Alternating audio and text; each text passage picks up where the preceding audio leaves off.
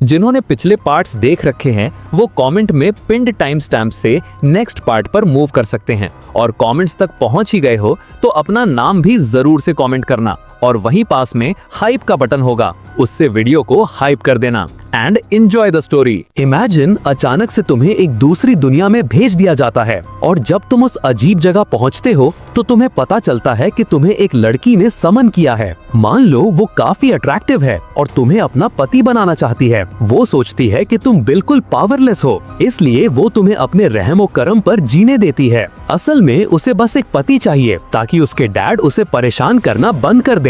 लेकिन वो कोई आम लड़की नहीं है।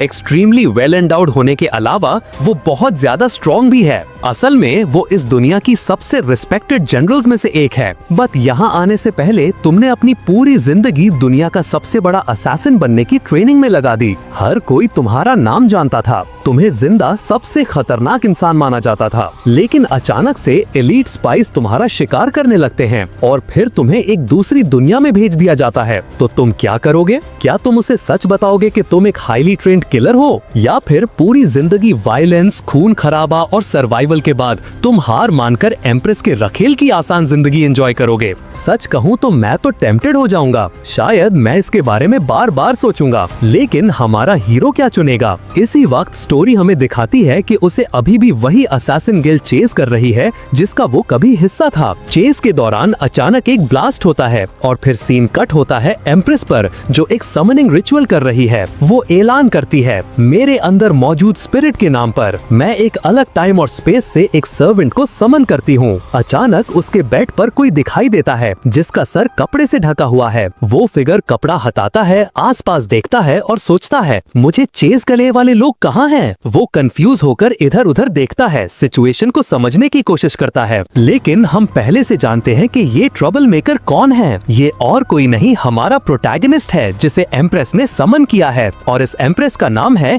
जी रॉयन। वो अपनी समनिंग से क्लियरली डिसअपॉइंटेड है क्योंकि जिस आदमी को उसने बुलाया है वो एक आम इंसान लग रहा था। वहीं दूसरी तरफ हमारा शेमलेस लड़का पहले ही ब्लश कर रहा था और सोच रहा था, गॉर्जियस, वो एंजेलिक चेहरा, वो फ्लॉलेस स्किन, वो एक जंगली बेकाबू समंदर की तरह है, एक ऐसी नेचुरल फोर्स जिसके पास एक अनबीटेबल स्पिरिट है। इसके लिए उसे ब्लेम भी नहीं कर सकते। तभी एम्प्रेस आ भरती है और बड़बड़ाती है, पता है क्या, ये असल में अच्छा है, तुम मेरा काफी टाइम बचाओगे। प्रोटैगनिस्ट, जो अभी भी अजीब फील कर रहा था, पूछता है, तुम कौन हो, हम कहाँ हैं? वो अपनी बाहें फैलाती है और जवाब देती है, मैं ग्रेट यांग डायनेस्टी की एम्प्रेस हूँ और आज से तुम इस एम्पायर के प्रिंस और मेरे पति हो। हमारा हीरो बस वहाँ खड़ा रह जाता है, बिल्कुल हैरान, जैसे उसके सर पर किसी ने मार दिया हो। वो अपना गला साफ करती है और कहती है, हाँ तुमने सही सुना, मेरे कुछ सलाहकार मुझसे शादी करने की जिद कर रहे थे। मैं उस परेशान करने वाले मिनिस्टर का प्रेशर नहीं झेलना चाहती थी,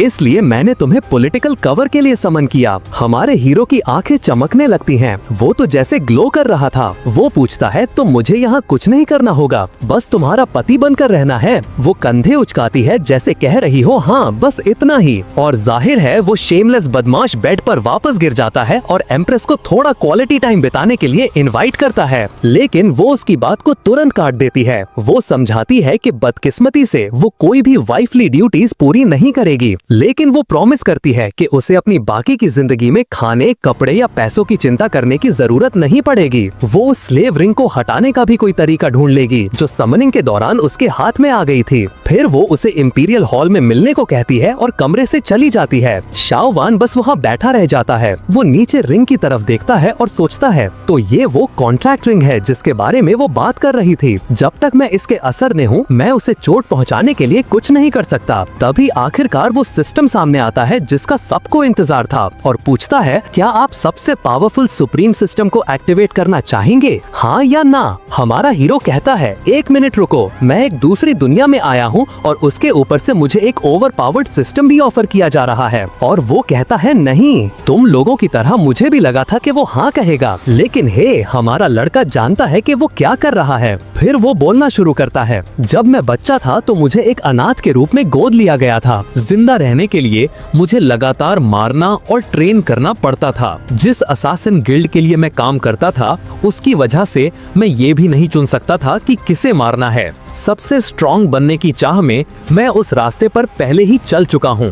बस बहुत हुआ, जो मुझे अब चाहिए वो यही है। बिना किसी जिम्मेदारी के एक लाड़ प्यार वाले प्रिंस बनने से बेहतर क्या हो सकता है। वो संतुष्ट होकर बैठ जाता है, लेकिन तभी सिस्टम कहता है, क्योंकि तुमने मना कर दिया है, अब हम तुम्हारी मेमोरी मिटा देंगे और दूसरे कैंडिडेट के पास चले जाएंगे। शियोवन बस उसे घूरता रहता है और तभी सिस्टम ग्लिच करने लगता है। कनेक्शन फेल, डिस्कनेक्ट करने की कोशिश फेल, यूजर के साथ जबरदस्ती बॉन्ड करने की कोशिश fail, host ultra dimensional plane earth से है, पैरासाइट मोड में एंटर कर रहा है फेल। सिस्टम बुरी तरह से बग आउट कर रहा था। वो हर तरीका आजमा रहा था, लेकिन कुछ काम नहीं कर रहा था। 9,999 फेल्ड अटेम्प्ट्स के बाद वो हार मान लेता है और मिन्नतें करता है, क्या मैं कम से कम आपका असिस्टेंट बन सकता हूँ प्लीज। हमारा हीरो बस वहाँ खड़ा खुद से सोचता है, तो अब ये चीज मेरा सिस्टम नहीं होगी, ये मेरा गुलाम होगा। हाँ, इसके लिए मैं तैयार हूँ। वो सिस्टम को एक नाम देने का फैसला करता है,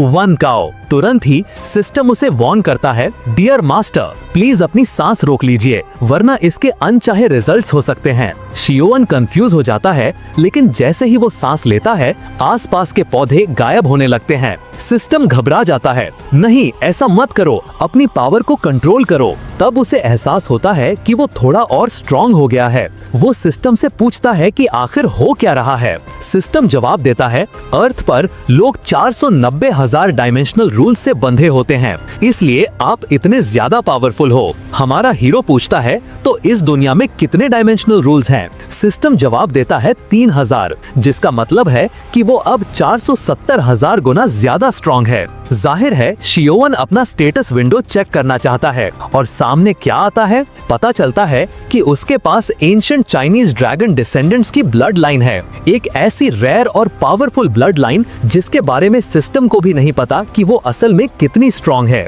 हमारा हीरो अपनी थोड़ी पावर ट्राई आउट करने का फैसला करता है, इसलिए वो मार्शल आर्ट्स ट्रेनिंग हॉल की तरफ जाता है। उसे तलवारों का एक रैक दिखता है और वो आराम से एक उठा लेता है। मैं इसे टेस्ट करूंगा, वो कहता है, लेकिन इससे पहले कि वो अपना सेंटेंस पूरा करे, तलवार उसके हाथ में टूट जाती है। वो बड़बड़ाता है, ये एम्प्रेस अपने हथियारों का अच्छे से ख्याल नहीं रखती। तभी सिस्टम बीच में बोलता है, इस दुनिया में वेपन्स 1 से 9 तक रैंक किए जाते हैं। वो रैंक 6 की तलवार थी, तो वो काफी डिसेंट वेपन थी। वो इस बार ज्यादा ध्यान से सिर्फ अपनी उंगली से दूसरी तलवार पकड़ता है, उसे देखता है और कहता है, ये वाली अच्छी लग रही है। लेकिन जैसे ही वो उसे छूता है, हाँ, वो फिर से टूट जाती है। हमारा हीरो फ्रस्ट्रेट हो जाता है और उसे साइड में फेंक देता है। ठीक है, मैसेज मिल गया, कम से कम मैं काफी स्ट्रॉन्ग तो हूँ, फर्क नहीं पड़ता अगर हथियार बेकार हैं। वैसे भी इस बार मेरा किसी को मारने का प्लान नहीं है। वो हॉल से बाहर चला जाता है। सीन अगले दिन पर स्किप होता है। वो उठता है और देखता है कि उसके बगल में कोई लेटा हुआ है। उसे काफी अच्छी कंपनी मिली थी। चौंक कर वो पूछता है, रुको, क्या हमने? एम्प्रेस ब्लश कर रही थी उसे देखते हुए। अभी भी आधी नींद में वो उसका गाल पकड़ता है और बड़बड़ाता है, क्या हमने सच में वैसा कुछ किया? वो उसके सवाल को पूरी तरह इग्नोर कर देती है और पूछती है कि क्या वो अच्छे से सोया? वो जवाब देता है, मैं बहुत अच्छे से सोया, लेकिन क्या मैं गलत कमरे में हूँ या कुछ और? वो समझाती है कि उसे रात भर रुकना पड़ा ताकि लोगों को शक न हो। एक शादीशुदा जोड़ा अपनी सुहाग रात पर अलग अलग कमरों में सोए, लोग बातें बनाएंगे। वो हमेशा की तरह एलिगेंट तरीके से उठती है और कहती है, अगर तुम्हें किसी चीज की जरूरत हो तो मैं किसी को भेज दूंगी। फिर वो मुड़ती है,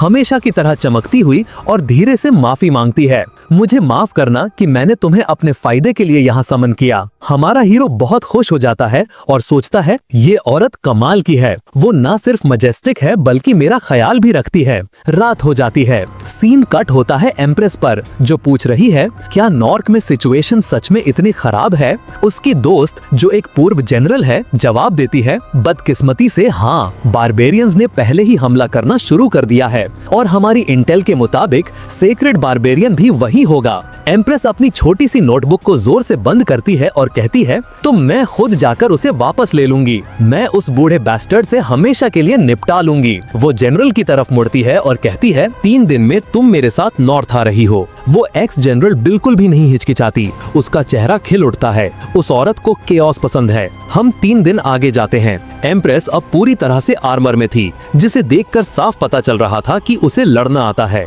जाने से पहले वो पूछती है कि क्या सब कुछ तैयार है। वो औरत सर हिलाती है और कहती है, मैंने लिंगर को उस पर नजर रखने के लिए लगा दिया है, इसलिए चिंता की कोई बात नहीं है। लेकिन फिर वो मुड़ती है और पूछती है, तुम उस प्रिंस के लिए इतनी चिंतित क्यों हो? वो तो बिल्कुल बेकार लगता है। एम्प्रेस जवाब देती है, जब से वो आया है मैं किसी तरह से ज्यादा स्ट्रॉन्ग महसूस कर रही हूँ। शायद वो एम्पायर के लिए गुड लक है। और बस इसी तरह वो नॉर्थ को वापस हासिल करने के लिए निकल जाती है। जाते हुए देख रही थी जनरल की बेटी जाओ लिंगर। यूज ही हमारा हीरो पर नजर रखने के लिए छोड़ा गया था, और ये कहना कि वो इस काम से खुश नहीं थी बहुत कम होगा। वो बड़बड़ाती है, मुझे इस बेकार प्रिंस की देखभाल क्यों करनी पड़ रही है। फिर वो उसकी तरफ देखती है, हर मैजेस्टी कमाल की हैं, तो उन्होंने ऐसे अजीब इंसान से शादी क्यों की? लेकिन तभी अचानक से कोई शाओयन को उठा ले जाता है। वो नोटिस भी नहीं करती, और हमारा हीरो क्या करता है? वो आराम से अपना रोस्ट चिकन खाता रहता है। यूज कुछ अजीब दिखने वाले लोगों के सामने फेंक दिया जाता है।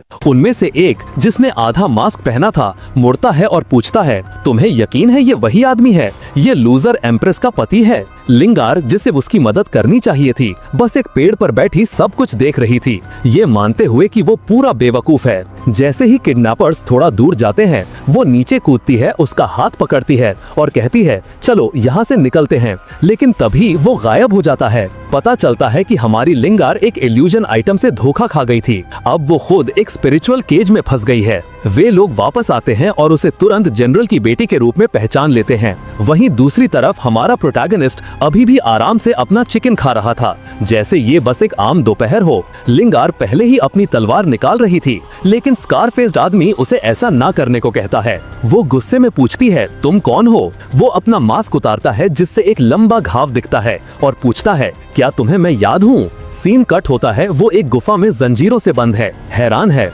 लैंग यिंग, वो स्कार वाला आदमी जिंदा है। हमारा हीरो खुशी से बोलता है, ओ तो तुम सब एक दूसरे को जानते हो, बढ़िया है, ऐसा है तो मैं निकलता हूँ। लेकिन लैंग उसके कंधे पर हाथ रखता है और कहता है, हमारा काम अभी खत्म नहीं हुआ है। शाओ एंड डिसअपॉइंट होकर आह भरता है, ठीक है फिर, लगता है मुझे इंतजार करना पड़ेगा। स्कारफेस मन ही मन सोचता है, कम से कम एम्प्रेस के पति में हिम्मत तो है। फिर वो शाओएन को एक शीशी देता है और कहता है, तुम्हें इसे एम्प्रेस के पानी में मिलाना है। शाओएन उसे लेता है और आराम से जवाब देता है, ठीक है, कोई दिक्कत नहीं। लैंग उसे शक की नजर से देखता है, ये सब कुछ ज्यादा ही आसानी से हो रहा है। वो वॉर्न करता है कि ये एक नॉन वर्बल प्रॉमिस आइटम है, अगर तुम इसे पीते हो और डील तोड़ते हो तो तुम मर जाओगे। इससे पहले कि वो अपनी बात पूरी करे, शाओएन उसे पूरा पी जाता है। फिर उसकी तरफ मुड़कर कहता है, ठीक है, अब मैं जा सकता हूँ, मुझे काम है, अगर मैंने ज्यादा देर की तो वो इंपीरियल गार्ड्स मुझे ढूंढने लगेंगे। लैंग खाली बोतल को देखता रह जाता है, बिल्कुल हैरान,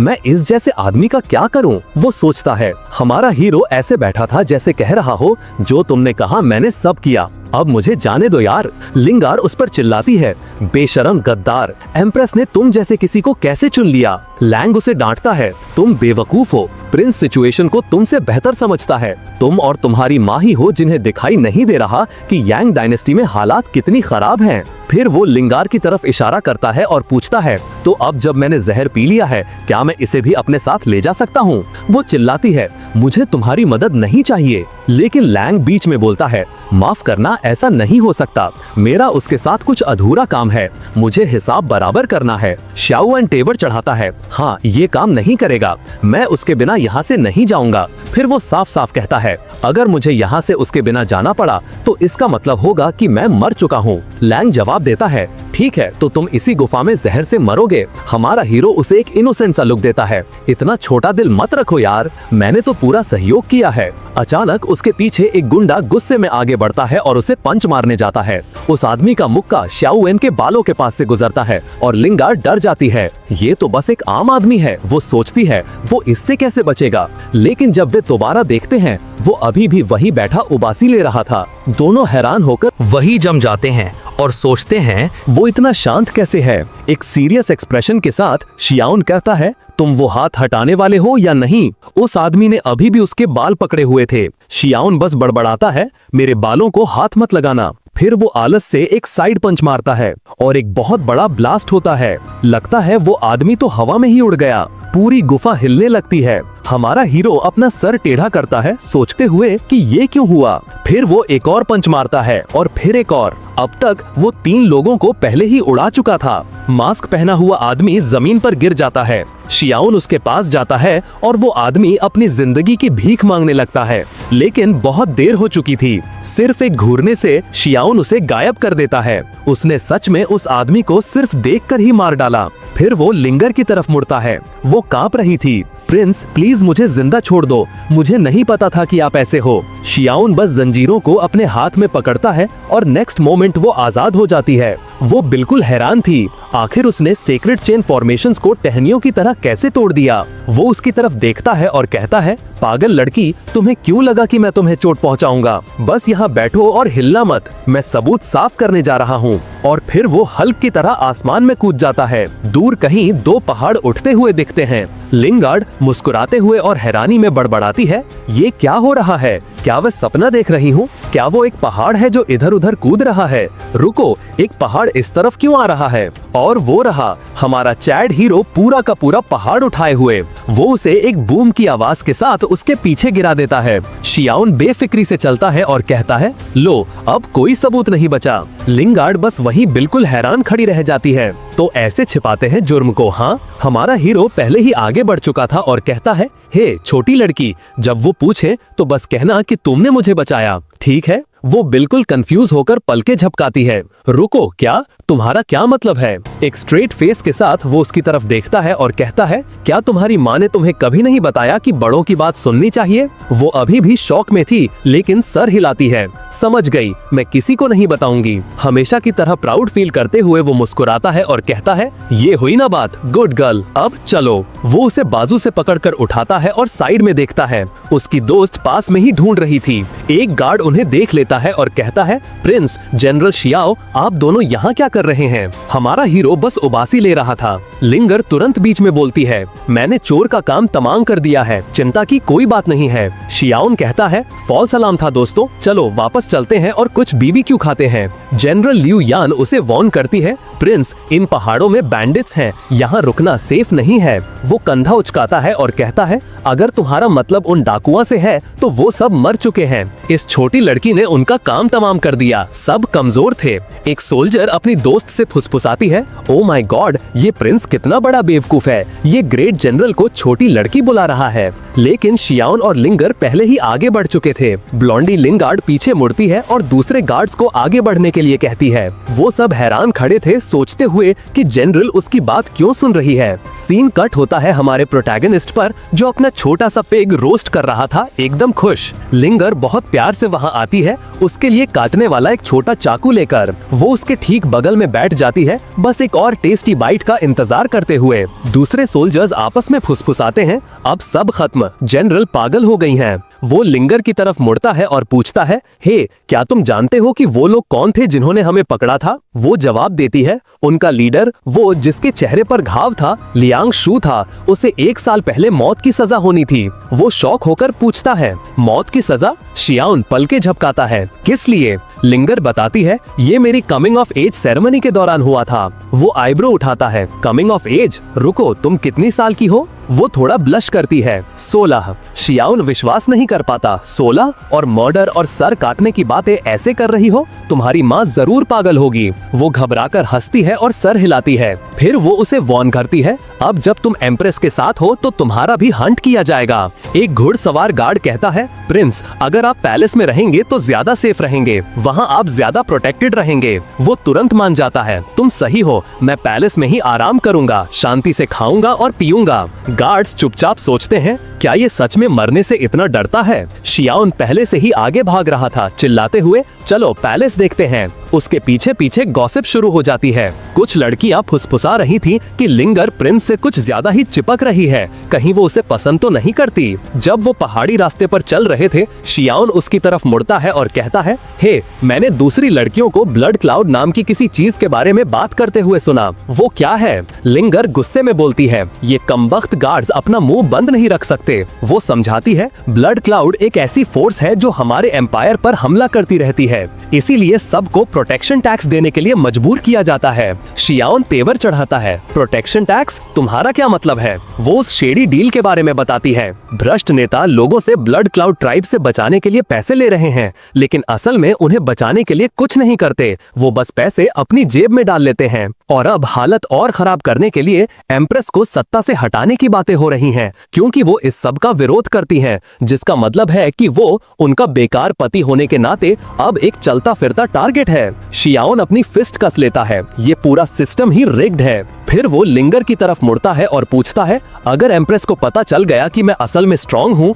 तो क्या वो मुझे काम पर लगा देगी? लिंगर बिना रुके जवाब देती है, बिल्कुल। शियाओन इस पर सोचता है, अगर ये लोग शहर पर हमला करते हैं और मेरे पीछे आते हैं तो आखिरकार मुझे दिखाना ही पड़ेगा कि मैं क्या कर सकता हूँ, और अगर मैं नहीं करता तो सब मारे जा सकते हैं। अगर मेरी वजह से जंग शुरू हो गई तो वो शायद मुझे डाइवोर्स दे देगी या निकाल देगी। वो गुस्से में आ जाता है, बिल्कुल नहीं, मैं इन ब्लड क्लाउड वालों से निपट लूंगा इससे पहले कि वो मेरी आराम वाली लाइफस्टाइल बर्बाद करें। लिंगर उसे घूरती है, रुको, तुम इस बारे में चिंता कर रहे हो? वो जंगल से चलते रहते हैं और लिंगर कहती है, उन्हें ढूंढना नामुमकिन है, उनका एक किला कहीं छुपा हुआ है। हमारा हीरो पूरे हल्क मोड में कहता है, रिलैक्स ब्लॉन्डी, फिर आराम से उसे अपनी बाहों में उठाता है और आसमान में छलांग लगा देता है। बेचारी लड़की बिल्कुल हैरान थी, रुको, उसने इसके लिए कोई स्पिरिचुअल एनर्जी इस्तेमाल नहीं की। इस बीच वो उसे अपनी बाहों में लेकर लाइट की स्पीड से उड़ रहा था। वो चिल्ला रही थी, बिल्कुल घबराई हुई।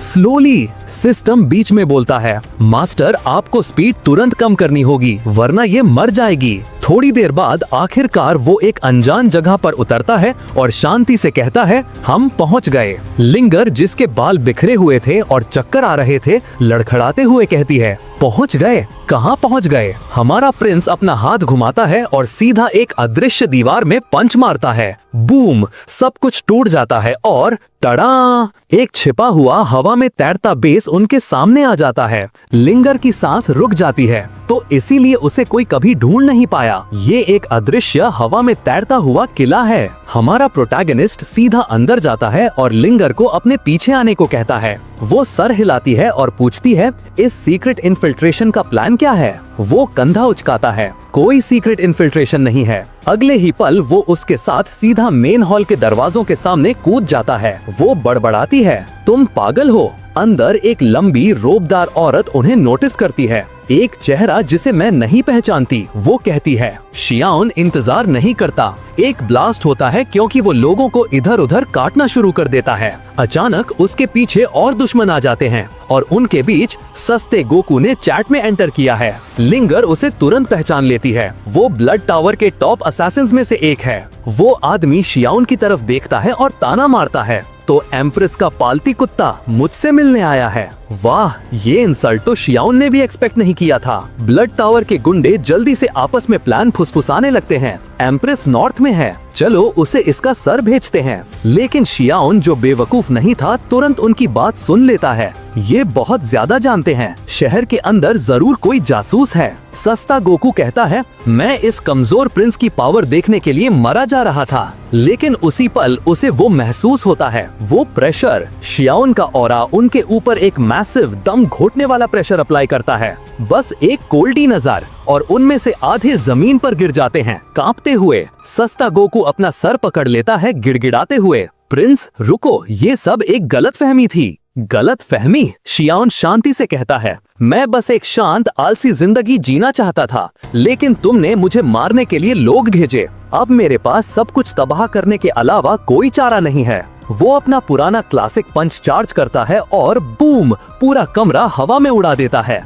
वॉलमार्ट गोकू बिना किसी निशान के गायब। बचे हुए लोग घबराने लगते हैं। रुको, वो बेवकूफ कौन था जिसने कहा था कि ये प्रिंस कमजोर है? शियाओन लिंगर का हाथ पकड़ता है और मुस्कुराता है, तुम ठीक हो छोटी लड़की? वो हैरान खड़ी थी। इसे सच में नहीं पता कि ये कितना पावरफुल है ना? वो पूछती है, क्या तुम सच में पूरे ब्लड क्लैन को तबाह करने जा रहे हो? वो कहता है, बिल्कुल। अगला स्टॉप उनका मेन बेस। वो उनके वेयर हाउस में पंच मारकर घुस जाता है। हर तरफ सोने के सिक्के। बिना हिचकिचाए वो एक ग्रीडी आदमी की तरह उसमें कूद जाता है। इन्होंने मेरी नींद खराब की, वो बड़बड़ाता है। ये उसका मुआवजा है। लिंगर देखती है और जबकि वो समझ रही थी, वो फिर भी पूछती है, क्या ये थोड़ा ज्यादा नहीं है? वो जवाब देता है, ये उनके शहर को भ्रष्ट करने की कीमत है। तुम्हें इससे कोई प्रॉब्लम नहीं है ना? वो घबरा कर हंसती है, नहीं बिल्कुल नहीं। फिर वो सोने से एक पावरफुल टैलिस्मन उठाता है और उसकी तरफ फेंकता है। वो चौंक जाती है, रुको, तुम मुझ पर इतना हाई लेवल टैलिस्मन क्यों इस्तेमाल कर रहे हो? वो जवाब देता है, उनका बेस यहाँ से बहुत दूर है, मुझे फुल स्पीड जाना पड़ेगा, तो तुम्हें सफर में जिंदा रहने के लिए उसकी जरूरत पड़ेगी। सफर में जिंदा रहने का क्या मतलब है? इससे पहले कि वो सेंटेंस पूरा कर पाती, वो उसे फिर से उठा लेता है और वो निकल पड़ते हैं। टैलिस्मन के साथ भी उसकी हालत खराब हो रही थी। स्पीड बहुत ज्यादा थी। कुछ सेकंड्स बाद वो दुश्मन के बेस पर क्रैश लैंड करते हैं। लिंगर की हालत बिल्कुल डिजी थी। शियाओन हवा स्मेल करता है और तुरंत खून महसूस करता है। 10 आदमी उन्हें एक पल में घेर लेते हैं। एक आदमी आगे बढ़ता है, वो ताना मारता है, हमारे पवित्र बेस में कदम रखने की हिम्मत किसने की? लिंगर फ्रीज हो जाती है। उनका ऑरा बहुत डरावना है। फिर एक बूढ़ा आदमी सामने आता है। ये है ब्लड ट्राइब का लॉर्ड। लिंगर फुसफुसाती है, ये वही है जो इस सब के पीछे है। शियाओन आईब्रो उठाता है और पूछता है, तुम्हारी यांग डायनेस्टी से कोई दुश्मनी है क्या?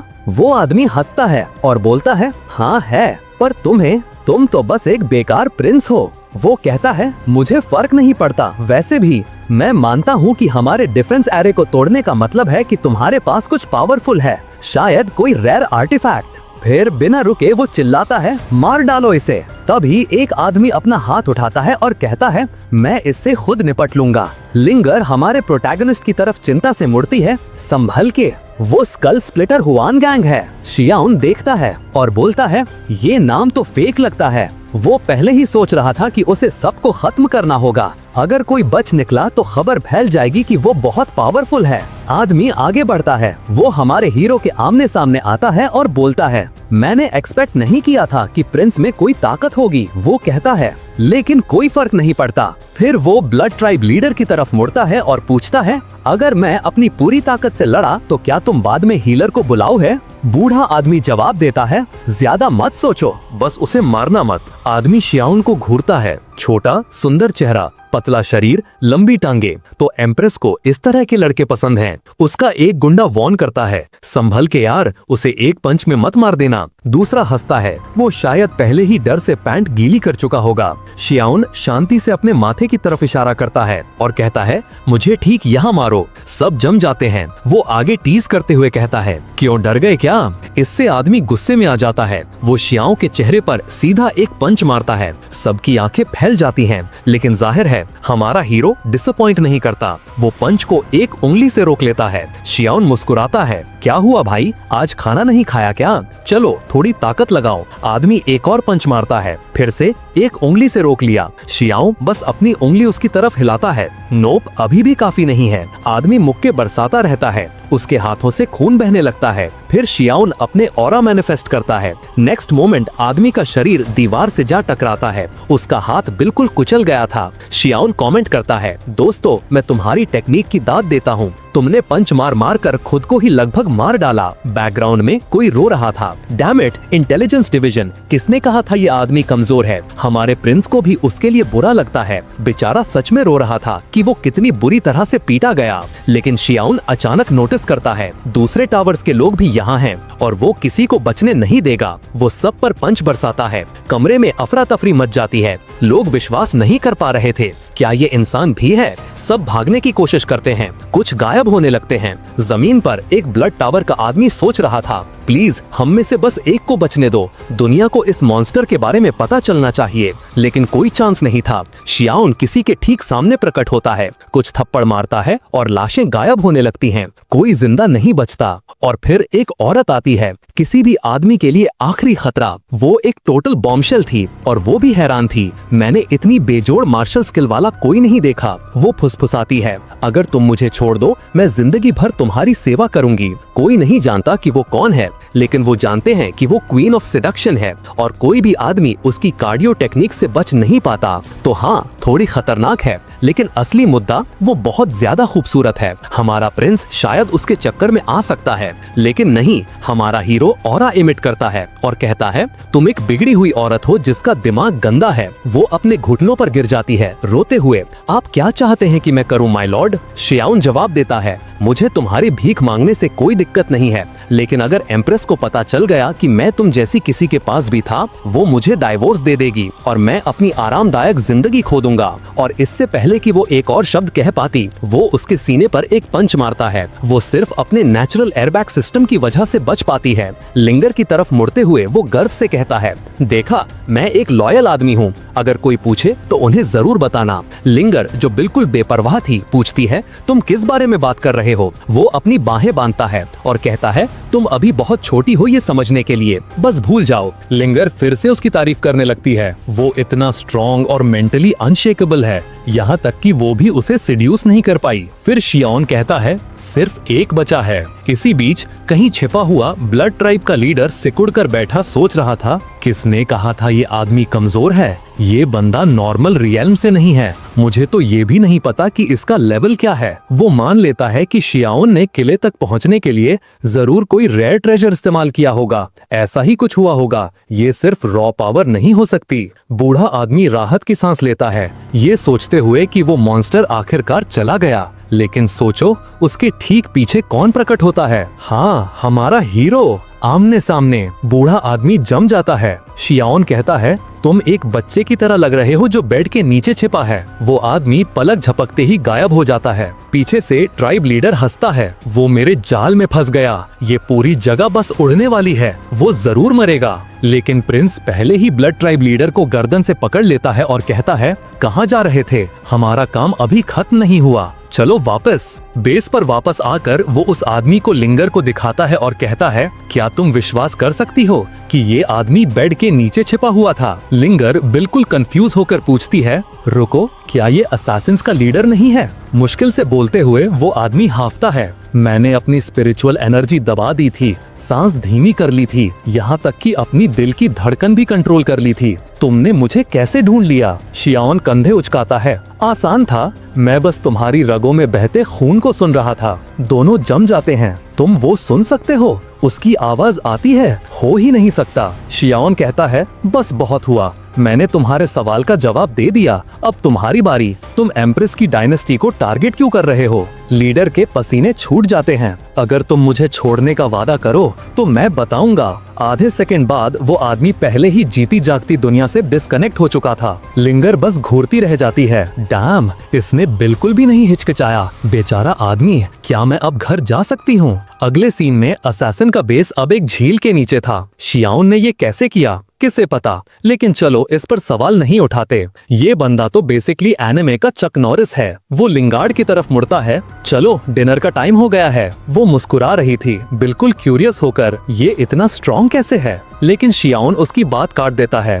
बहुत हो गई क्यूरियोसिटी ब्लॉन्डी। वो घबराकर सर हिलाती है, फिर वो उसके सर पर थपथपाता है और कहता है, बच्चों को बस बड़ों की बात सुननी चाहिए, बस इतना ही। लिंगर मुंह बनाती है, मैं बच्ची नहीं हूँ। शियाओन मुस्कुराता है, ठीक है, तुम अब एक बड़ी औरत हो। कूल, अब चलो, मुझे भूख लगी है। जब वो चल रहे थे, वो उस लड़ाई के बारे में सोचती रहती है, उस आदमी के खून का बहना सुन पाना। तभी रॉयल गार्ड्स उन्हें ढूंढ लेते हैं। शियाओन नाटक करते हुए अपना सीना पकड़ लेता है और कहता है, शुक्र है तुमने वो टोकन ढूंढने में मेरी मदद की, अगर मैं उसे खो देता तो एम्प्रेस बहुत दुखी हो जाती। लिंगर उसे टेढ़ी नजर से देखती है, ये इतनी आसानी से झूठ कैसे बोल लेता है? एक बार भी पलक नहीं झपकाई। इस दौरान हमारे हीरो को सिर्फ एक चीज की चिंता थी, डिनर। एक नाइट वहाँ ना होने और लिंगर को इस बेवकूफ प्रिंस के साथ छोड़ने के लिए माफी मांगती है, लेकिन लिंगार्ड थोड़ा शर्माते हुए उसका बचाव करती है। प्रिंस के बारे में ऐसा मत कहो, उसे जैसा है वैसा रहने दो। नाइट शक से अपनी आंखें सिकोड़ती है। लिंगार्ड इस आदमी को इतना डिफेंड क्यों कर रही है? वो वॉर्न करती है, संभल के रहना, ये ब्लड ट्राइब के बदमाश लापरवाह हैं। मुझे फर्क नहीं पड़ता अगर प्रिंस को कुछ हो जाए, लेकिन मैं नहीं चाहती कि तुम्हारा अंजाम मेरे पति जैसा हो। लिंगर धीरे से जवाब देती है, तुम्हारा पति एक हीरो था। अगर उसने अकेले ब्लड ट्राइब का सामना ना किया होता तो वो शायद बच जाता। नाइट की आंखों में आंसू आ जाते हैं। कोई बात नहीं, ब्लड ट्राइब जल्द ही गायब हो जाएगी। शियान साइड में खड़ा सोच रहा था, हाँ मैंने आज कुछ अच्छा किया है ना। उम्मीद है उस आदमी की आत्मा को शांति मिले। गार्ड सब उसे अजीब नजरों से देख रहे थे। इस प्रिंस को क्या हुआ है? पागल है क्या? अगली सुबह लिंगर घर से जल्दी में निकल रही थी। उसके डैड पुकारते हैं, इतनी जल्दी क्यों है? मैं पैलेस जा रही हूँ अपनी ड्यूटी पूरी करने, वो चिल्लाकर जवाब देती है। उसके डैड उसके कपड़ों को नोटिस करते हैं। ये तुमने क्या पहना है? ब्लश करते हुए वो समझाती है, मैं प्रिंस का ख्याल रखने पैलेस जा रही हूँ, एम्प्रेस ने मुझे कहा था। उसके डैड गुस्से में आ जाते हैं, पैलेस में गार्ड्स हैं, तुम्हें उस आलसी आदमी की देखभाल करने की जरूरत नहीं है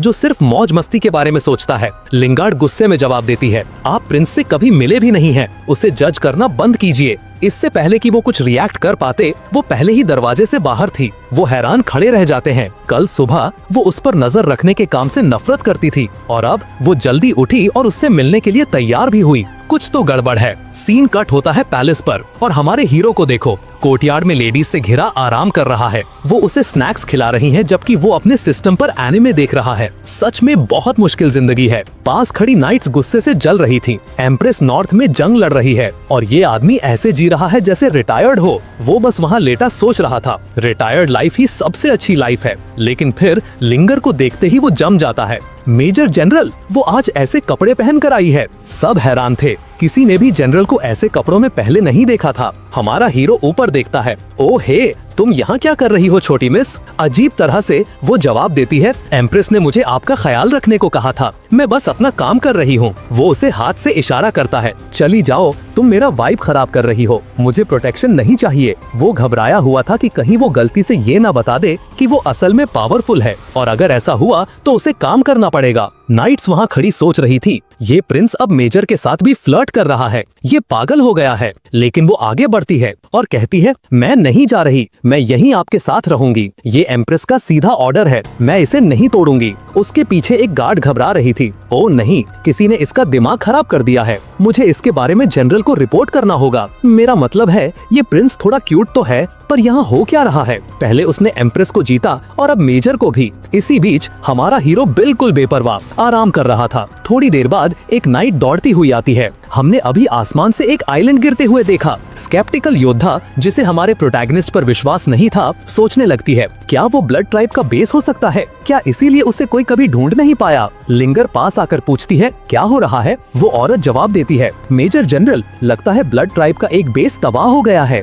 वो बस कहती है, ओह ठीक है, और सब लड़कियां एक दूसरे को ऐसे देखती है जैसे, रुको, क्या बस यही रिएक्शन है तुम्हारा? मेजर, तुम्हें शॉक नहीं लगा? अपनी गलती समझकर लिंगर झूठ मूठ का नाटक करती है, ओ माय गुडनेस, हो ही नहीं सकता, बेस गिर गया, ऐसा कौन कर सकता है? वहीं हमारा प्रिंस तरबूज काटते हुए सोच रहा था, ये कितना बुरा झूठ बोलती है, कोई इस पर विश्वास नहीं करेगा। एक नाइट कंफ्यूज होकर देखती है, मतलब ये खुशखबरी है, लेकिन मुझे अभी भी समझ नहीं आया। लिंगर उससे पूछती है, तुम खुश क्यों नहीं हो? क्या ये तुम्हारे पति का बदला नहीं है? नाइट आह भरती है, मैं बस चिंतित हूँ। माना कि उनका एक बेस तबाह हो गया, लेकिन वो हमारे इलाके में गिरा है। क्या होगा अगर उनके मेन बेस का लीडर यहाँ आ गया? क्या होगा अगर किंग ऑफ असैसिन्स आ गया? शियान और लिंगर कोने में हंस रहे थे। अब नाइट पूरी तरह से कंफ्यूज थी। ये लोग हंस क्यों रहे हैं? ये सीरियस बात है। वो चिल्लाती है, मेजर, आप हंस क्यों रही हैं? ये डायनेस्टी के लिए जीने मरने का सवाल है। क्या आप अब सिर्फ प्रिंस के बारे में सोच रही हैं? लिंगार्ड चौंक जाती है, क्या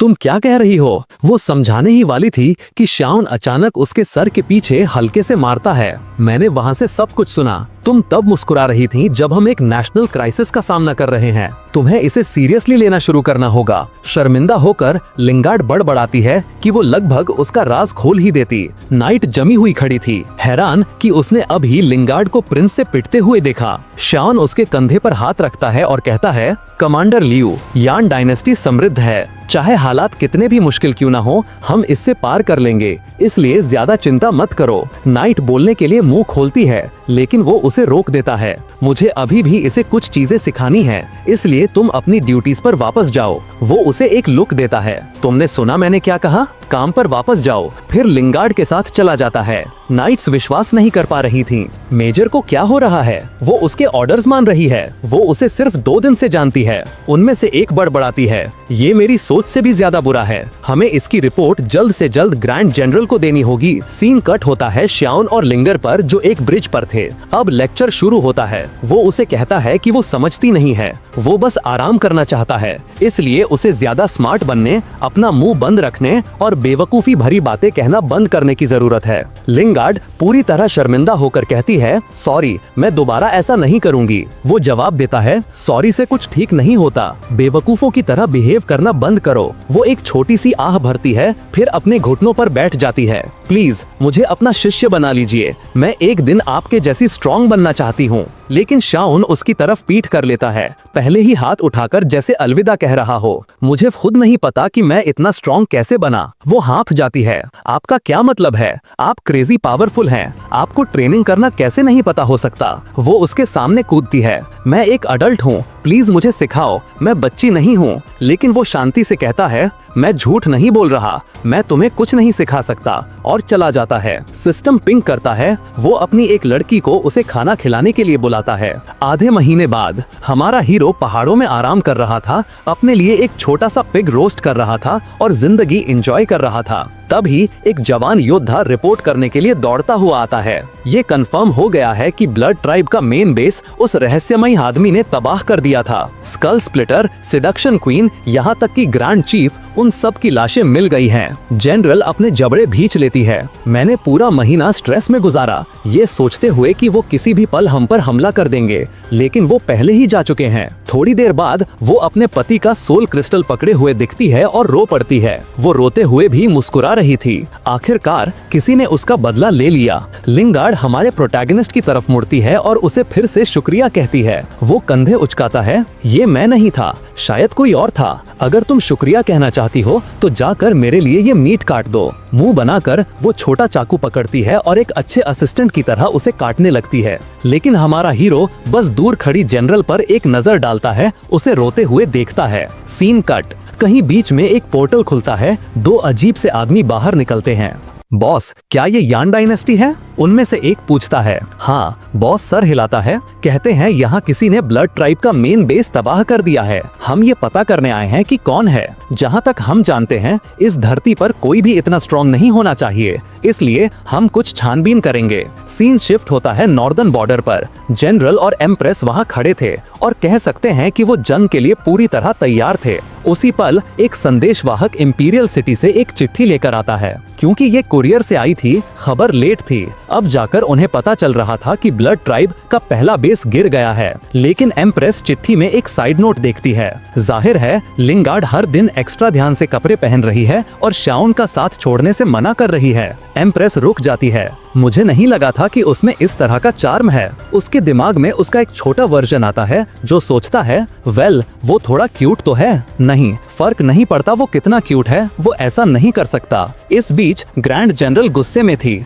वो लिंगार्ड की माँ थी और कहती है, मैं इसे ऐसे ही नहीं जाने दूंगी। मेरी बेटी एम्प्रेस के प्रिंस के साथ फ्लर्ट कर रही है। लेकिन तभी उफक पर कई बारबेरियंस दिखाई देते हैं, जिनका नेतृत्व एक अजीब सा बूढ़ा समनर कर रहा था। जनरल दांत पीसती है, मैं इनसे निपटूंगी। एम्प्रेस, तुम उस बूढ़े आदमी को संभालो। और जंग शुरू हो जाती है। मैजिक उड़ रहा था, हथियार टकरा रहे थे, हर तरफ केओस था। एम्प्रेस समनर की तरफ कूदती है। तो तुमने मौत चुनी है, वो कोल्डली कहती है। बूढ़ा आदमी जवाब देता है, दुख की बात है। मैं तो बस बारबेरियंस के लिए और समृद्धि लाने आया हूँ। वो सर हिलाती है। बड़े अफसोस की बात है, तुम उनका अंत लाओगे। वो उस पर वार करती है। तुम्हें कभी अपना शहर नहीं छोड़ना चाहिए था। ग्रेट ब्लेसिंग के बिना तुम मेरा मुकाबला नहीं कर सकते। बूढ़ा आदमी पीछे हटता है। ये समझने लगता है कि वो सच में उतनी ही स्ट्रांग है जितना कहते हैं, लेकिन फिर वो एक खोपड़ी पर अजीब सा स्पेल करना शुरू कर देता है। उसके अंदर किसी तरह की पावर सील करते हुए एम्प्रेस अपनी आंखें सिकोड़ती है। वो पावर, अगर वो सील हो गई तो तुम उसे इस्तेमाल नहीं कर सकते, तो इसका क्या मतलब है? वो मुस्कुराता है। मुझे पहले ही palace of the black soul ने पैसे दे दिए हैं। जब तक मैं तुम्हें यहाँ रोकता हूँ, स्वैम्प एल्डर तुम्हारी डायनेस्टी में पहुँच चुका होगा। बड़े अफसोस की बात है, सुबह तक पूरी यान कैपिटल राख हो जाएगी। नीचे जनरल बारबेरियंस की लहरों से घिरी हुई थी। एम्प्रेस चिल्लाती है, यहाँ ऊपर मत आना, बस दीवार को संभालो। वो ड्रैगन बॉल स्टाइल में पावर अप करने लगती है। सील से आजाद होने की कोशिश करती है। समनर हंसता है। सच में अपने टाइटल के लायक हो एम्प्रेस। अब भी तुम डर के आगे नहीं झुकती, लेकिन इससे कोई फर्क नहीं पड़ेगा। तुम्हारा शहर बर्बाद हो चुका है। सीन वापस हमारे हीरो पर शिफ्ट होता है, जो खुशी से जंगल में घूम रहा था, पेट भरा हुआ, लेकिन जाहिर है वो पहले से ही और खाने के बारे में सोच रहा था। लड़कियां उसे हैरानी से देखती हैं और पूछती हैं कि क्या तुमने अभी खाया नहीं? वो कहता है, मैं जल्दी डाइजेस्ट करता हूँ, हमेशा अगले मील के लिए तैयार। वो उफक की तरफ देखता है, अगले स्नैक स्टॉप की तलाश में। हे, वो लिंगर से पूछता है, तुम्हारी जनरल दोस्त लियू यान कहाँ है? वो जो हमेशा आसपास रहती है। वो आपके लिए थोड़ी वाइन लेने गई है, योर हाइनेस। वो आईब्रो उठाता है। वो उस शहर में गई है जिसे उसके पति ने बचाया था। लिंगर सर हिलाती है। उसने ये फैसला खुद लिया। उम्मीद है आप गुस्सा नहीं होंगे। शियाओ हाथ हिलाकर मना कर देता है, मैं इतना जालिम नहीं हूँ। फिर वो कहता है, अगर शहर में अच्छी वाइन है तो वहाँ अच्छा खाना भी होगा, चलो वहीं चलते हैं। लेकिन फिर वो कहता है, तुम लड़कियां यहीं रुको। अगर वो वाइन लेकर वापस आई और यहाँ किसी को नहीं पाया तो वो घबरा जाएगी। नाइट्स तुरंत विरोध करती हैं, बिल्कुल नहीं, हमारा मिशन आपको प्रोटेक्ट करना है। प्रिंस उन्हें हाथ से इशारा करके मना करता है, जरूरत नहीं, मुझे प्रोटेक्ट करने के लिए ये छोटी लड़की है ना। वो सब की तरफ पीठ करता है। सीन शिफ्ट होता है। शहर में एक बेचारी पर हमला हो रहा था। वो 2 नकाबपोश हमलावरों के खिलाफ डटी हुई थी। तुम यान डायनेस्टी पर हमला करने आए हो। वो तुरंत समझ जाती है, hall of the black soul barbarian kingdom के साथ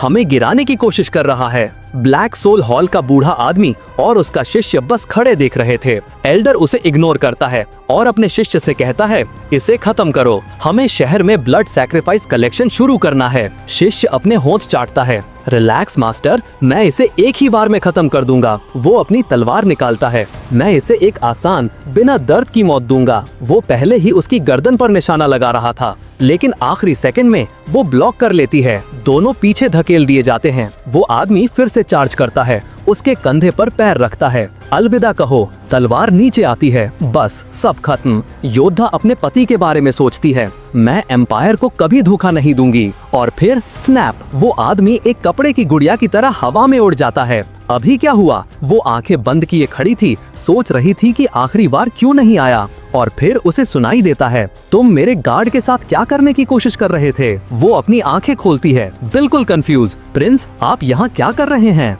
उसे इग्नोर करते हुए शियान लिंगर की तरफ मुड़ता है, इस अजीब आदमी को संभालो। बिना हिचकिचाए वो एक वर्टिकल स्लैश के साथ आगे बढ़ती है। योद्धा एक सेकंड के लिए बस घूरती रहती है। मुझे लगा प्रिंस ने मुझे बचाया है, लेकिन जाहिर है ये जनरल थी। शियान मुस्कुराता है, तुम कुछ वाइन लेने नहीं जा रही थी? यहाँ बाहर मरने क्यों आई हो औरत? वो उसकी ठुड्डी को हल्के से पकड़ता है और सिस्टम से कुछ गोलियां निकालता है। पिछले ऑर्गेनाइजेशन को खत्म करने का इनाम, ये खाओ। वो हैरान थी, शायद ये प्रिंस इतना बुरा भी नहीं है। दोस्तों, ये 5वीं थी। एक और दिल हमारे हीरो के लिए हार चुका है। वो उसे बताती है, ये आदमी डार्क सोल से है, वो पॉइजन एल्डर है, तुम्हें यहाँ से निकलना होगा, वो तुम्हें मार डालेगा। शियान सिस्टम से पूछता है, क्या ये आदमी स्ट्रॉन्ग है? सिस्टम जवाब देता है, बहुत ज्यादा, उसने अनगिनत जहरों में महारत हासिल की है। शियान तेवर चढ़ाता है, लेकिन मुझे तो सब एक जैसी स्ट्रेंथ के लगते हैं। सिस्टम जवाब देता है, ऐसा इसलिए है क्योंकि आपके लिए हर कोई कमजोर है।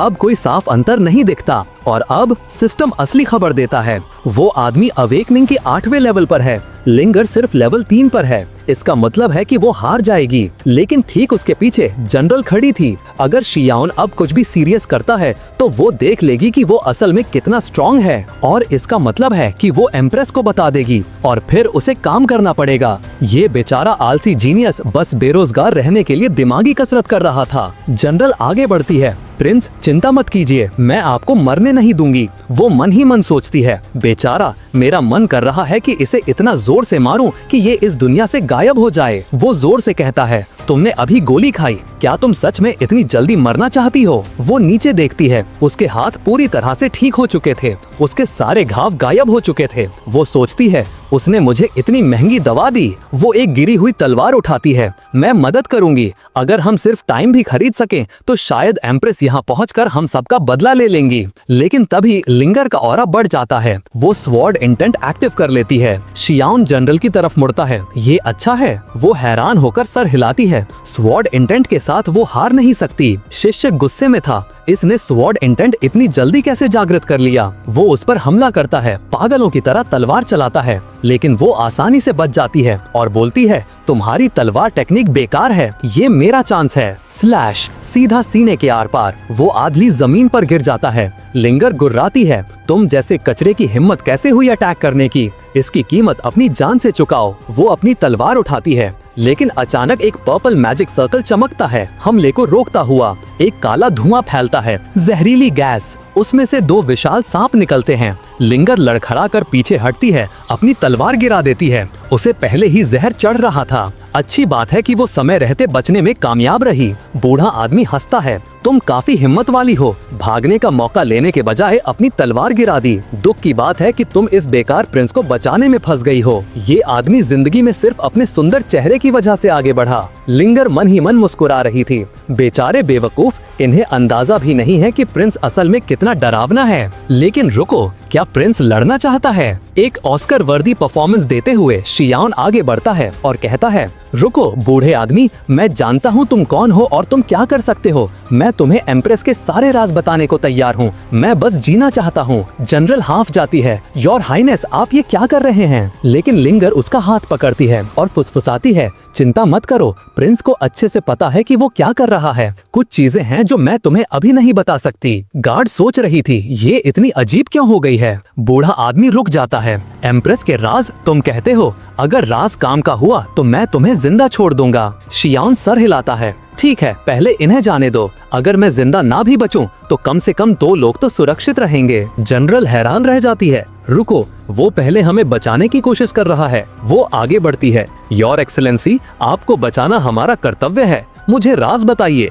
मैं रुकूंगी और आप चले जाइए। शियाओन नाटक जारी रखता है, मैं मरने से डरता हूँ और इसीलिए मैं गद्दारी कर रहा हूँ। तुम नहीं करोगी, तुम अपना मुंह बंद रखोगी। जबकि अपने दिमाग में वो सोच रहा होता है, चलो भी औरत, बस स्क्रिप्ट फॉलो करो और चली जाओ। लेकिन बूढ़ा आदमी मना कर देता है, ये तभी काम करेगा जब तुम मुझे राज अभी बताओगे। अगर मुझे पसंद आया तो सब जिंदा रहेंगे। लिंगर का चेहरा उतर जाता है। जनरल गुस्से में आ रही थी। इस दौरान शियाओन एक जोकर की तरह मुस्कुरा रहा था। अचानक वो अपने ऑरा का एक ग्लैंस एमिट करता है। बूढ़ा आदमी हैरान रह जाता है, जमीन फट जाती है, पहाड़ 2 टुकड़ों में बढ़ जाते हैं। बूढ़ा आदमी डर से पीठ के बल गिर जाता है। शियाओन ऑरा बंद करता है और धीरे धीरे आगे बढ़ता है। तुम्हें समझ नहीं आ रहा है ना? मैं अपनी ताकत नहीं दिखाना चाहता। इससे कोई दिक्कत है? बूढ़ा आदमी बस घूरता रहता है। अचानक से शियाओन उसके चेहरे पर एक थप्पड़ मारता है। जवाब दो। दूसरा कांपने लगता है। माफ कीजिए लॉर्ड,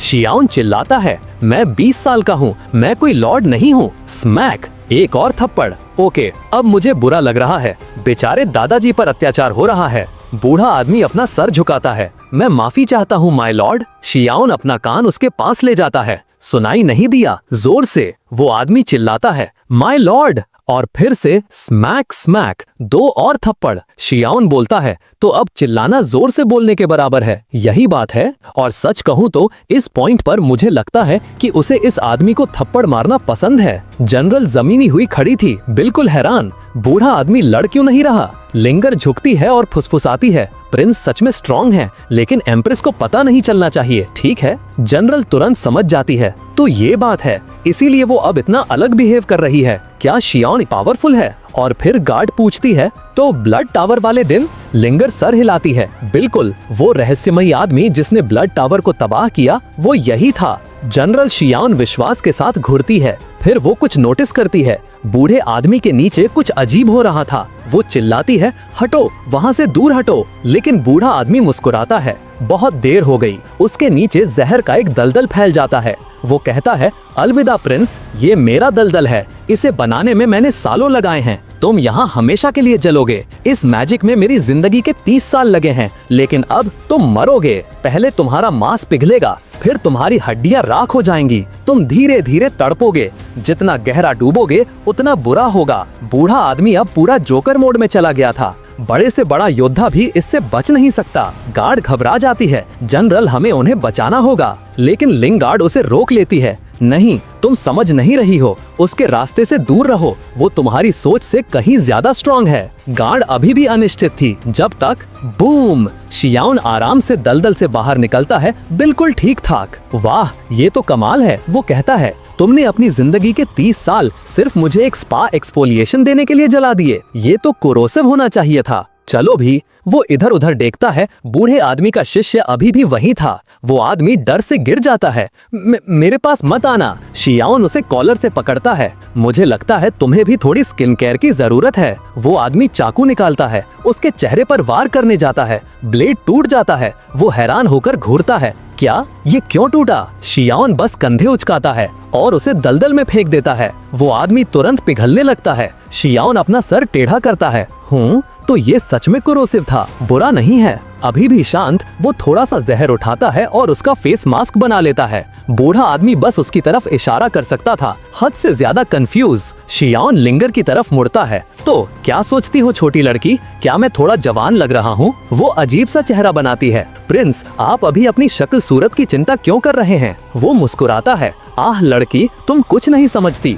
मुझे एम्प्रेस को सेड्यूस करने के लिए एक्स्ट्रा अच्छा दिखना होगा। मुस्कुराते हुए वो बूढ़े आदमी की तरफ वापस मुड़ता है। वैसे तुम्हारी जिंदगी के कितने साल बचे हैं? एल्डर पलके झपकाता है, कंफ्यूज। तुम्हारा क्या मतलब है? कानों तक मुस्कुराते हुए वो कहता है कि उसे वो एक्सफोलिएंट कितना पसंद आया। फिर बूढ़े आदमी से पूछता है कि वो और कितना बना सकता है। अगर मैं तुम्हें एक आइटम दूं जो तुम्हारी जिंदगी बढ़ा दे, क्या तुम इस चीज का और उत्पादन कर सकते हो? बूढ़ा आदमी बस कांपता रहता है, उसकी तरफ इशारा करते हुए उसे एक मॉन्स्टर कहता है। फिर वो कहता है, मुझ जैसे विद्वान को मारा जा सकता है, लेकिन कभी अपमानित नहीं किया जा सकता। वो अपने सर पर मारता है और अपनी जान ले लेता है। हमारा हीरो अपना सर खुजाता है, बिल्कुल कंफ्यूज। इसने खुद को क्यों मार लिया? लड़कियां विश्वास न करते हुए खड़ी थीं। प्रिंस उनकी तरफ मुड़ता है और कहता है, मैं उसके साथ इतना ईमानदार था, क्या ये सब सच में जरूरी था? उन सब का वही क्लासिक ब्लैंक चेहरा था। नहीं, ये सच में जरूरी नहीं था। लिंगर कहती है कि उन्हें लाश को नष्ट कर देना चाहिए ताकि किसी को पता न चले कि क्या हुआ था।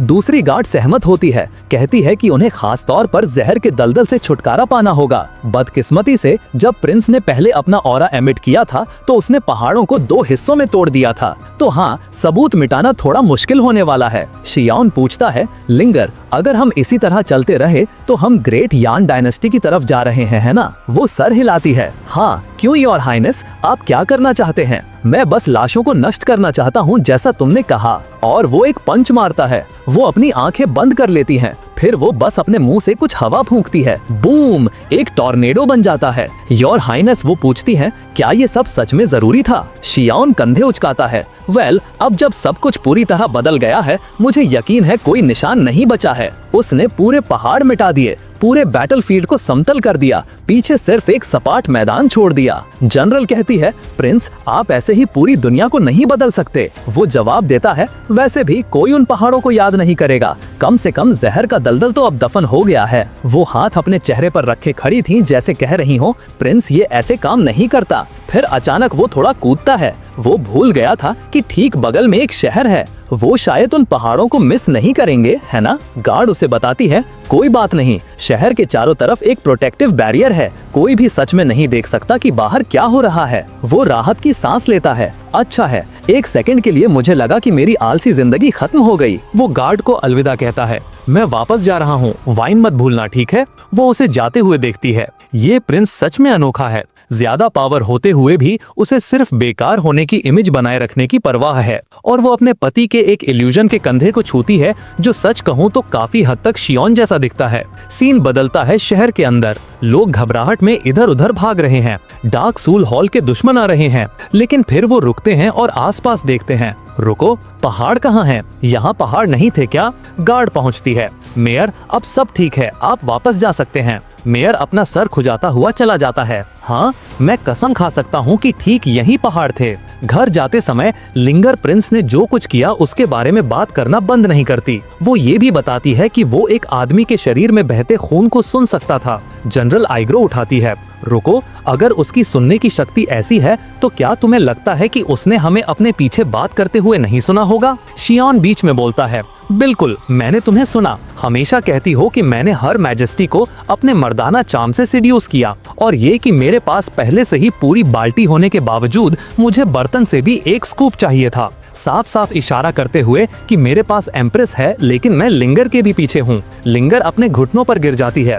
मुझे माफ कर दीजिए, ऐसा फिर कभी नहीं होगा। वो हंसता है। कोई बात नहीं, मुझे सच में इन चीजों से फर्क नहीं पड़ता। फिर लिंगर पालके झपकाती है। रुको, मेरा अपना गार्ड मेरे ही घर में मेरे बारे में गॉसिप कर रहा था। गार्ड जम जाती है। ओ नहीं, उसे अभी याद आया कि उसने वो मैसेज भेजा था। सीन शिफ्ट, लिंगर का घर। हमारा हीरो वहाँ है। ठीक है, अब घर जाओ। वो मुंह बनाती है। मैं नहीं जाना चाहती, मैं आपके साथ डिनर करना चाहती हूँ। शियोन गुस्से में कहता है। नहीं, बस बहुत हुआ। तुम हर दिन पैलेस में डिनर कर रही हो। तुम्हारे डैड हर रात मुझ पर चिल्लाते हैं और मैं इससे थक गया हूँ। गार्ड गड़बड़ाती है। सच में प्रिंस की सुनने की शक्ति कुछ और ही है। लिंगर बहुत प्यार से आगे बढ़ती है। चलिए ना योर एक्सीलेंसी, मुझे पैलेस में रहने दीजिए। वो कहता है, इतनी बोरिंग मत बनो। वो उसका हाथ खींचता है। मेरा पीछा करना बंद करो, और तुम्हें सच में अपने पिता की कद्र करना सीखना चाहिए। जब मैं तुम्हारी उम्र का था तब मेरे माँ या बाप नहीं थे। मुझे गोद लिया गया था। जल्दी हथियार चलाना सीखना पड़ा।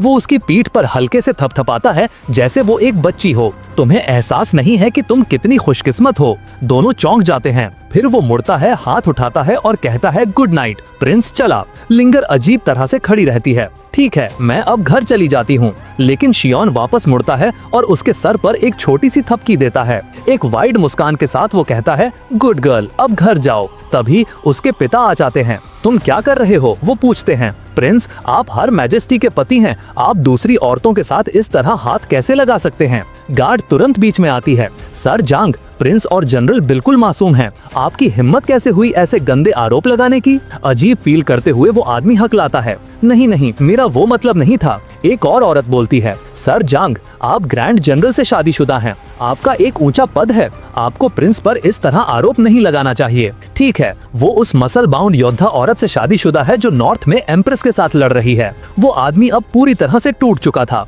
वो सोचने लगता है कि गार्ड भी शायद शियोन के चार में आ गई है। जनरल बोलती है, मुझे लगता है आप सिचुएशन को गलत समझ रहे हैं। मैं बस ये कह रही हूँ कि प्रिंस को इस तरह जज करना सही नहीं है। लिंगर कहती है, आपकी जानकारी के लिए प्रिंस असल में मुझे घर पर रहने और आपके साथ ज्यादा समय बिताने के लिए मना रहे थे। वो समझाने की कोशिश करते हुए झुका हुआ है। नहीं बेटी, मेरा वो मतलब नहीं था। हमारा हीरो उसे हाथ से इशारा करता है। वेल, ये एक पारिवारिक मामला है ना मिस्टर जांग? मैं आपको इस पर छोड़ता हूँ। उफ, और लिंगर और गार्ड दोनों उसके साथ चली जाती हैं। बेचारे मिस्टर जांग बस वहीं खड़े रह जाते हैं। आखिर हो क्या रहा है? दक्षिणी शरणार्थियों का मुद्दा अभी भी हल नहीं हुआ है और अब उसकी बेटी इस तरह बिहेव कर रही है।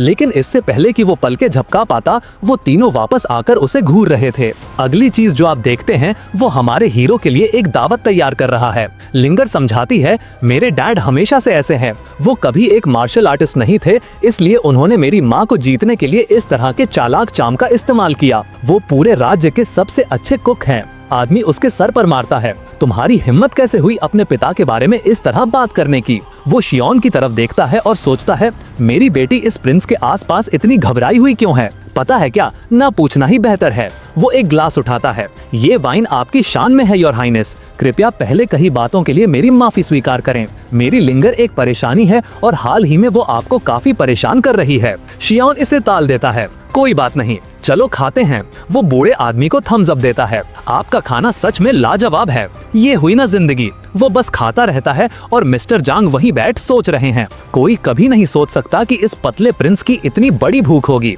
शियोन अचानक उसे देखता है और वो आदमी जल्दी से नॉर्मल एक्ट करने की कोशिश करता है। प्रिंस, अगर आपके मन में कुछ है तो हिचकिचाइए मत, कृपया खुलकर बोलिए। हमारा हीरो कहता है, वेल मिस्टर जांग, मेरी एक रिक्वेस्ट है। क्या ये ठीक रहेगा अगर मैं यहाँ खाने और पीने के लिए अक्सर आता रहूं? आपका खाना बहुत अच्छा है। जांग सोच रहा है, ये बदमाश, मैंने ये सिर्फ माफी मांगने के लिए बनाया था और अब ये चाहता है कि मैं एक सरकारी मंत्री इसका पर्सनल शेफ बन जाऊं। बिल्कुल नहीं। फिर शियोन अपनी हाथ टेबल पर मारता है और एक रिंग फेंकता है। अंदर 1,000,000 स्पिरिट स्टोन्स। उन्हें निकालते हुए शियोन कहता है, ये है दक्षिण में शरणार्थी संकट में मदद के लिए। मिस्टर जांग का पूरा रवैया बदल जाता है। प्रिंस, आप कल क्या खाना चाहेंगे? बस बताइए, मैं अभी सामान ले आऊंगा। वो अपनी बेटी की तरफ इशारा करता है। तुम कल मेरे लिए एक शेफ की यूनिफॉर्म खरीद रही हो, समझी? औरतें हैरान खड़ी थीं। अभी क्या हुआ? जांग सोच रहा है, मेरी सबसे बड़ी समस्या शरणार्थी मुद्दा था। इस पैसे से मैं इसे तुरंत हल कर सकता हूँ।